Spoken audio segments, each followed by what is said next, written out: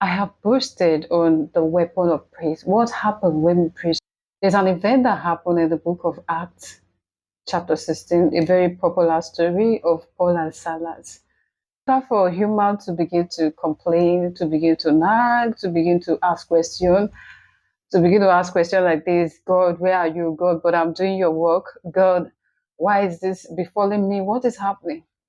But they did not complain. Rather, they sang. And when they sang, the atmosphere changed, and it was like an earthquake. The foundation of the prison began to shake, and then the doors were open, the chains were broken. That the guard who was supposed to be in charge, when he saw what happened, wanted to kill himself. He thought that everybody had fled. Act chapter 16. And at midnight, Paul and Silas prayed and sang praises unto God, and the prisoners heard them. In a situation of relegation, they sang in the midst of it. They sang praises unto their God.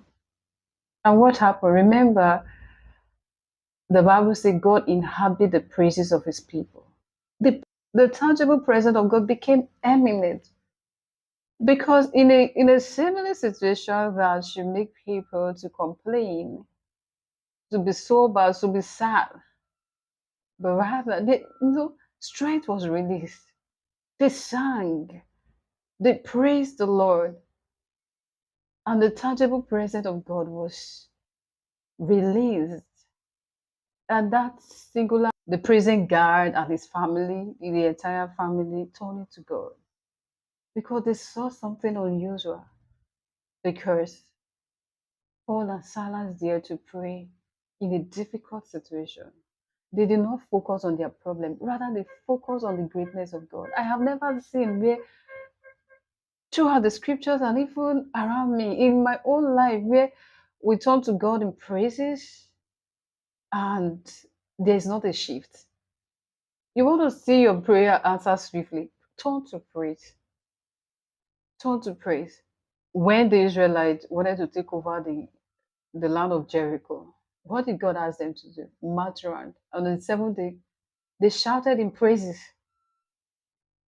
It's like God saying, you will hold your peace and I will fight for you. Praises help us to be still and let God be in charge. There is so much power in praises. So I will encourage you, as I always encourage myself, praise God. I tell myself, you can't focus on this. Remember, praise God. There is power in praising God. And if we can indulge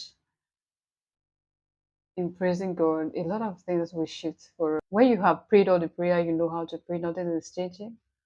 I will encourage you to pray. When you praise God, power is released, grace is released, the weight is lifted, and God takes over. Praise God. Shalom.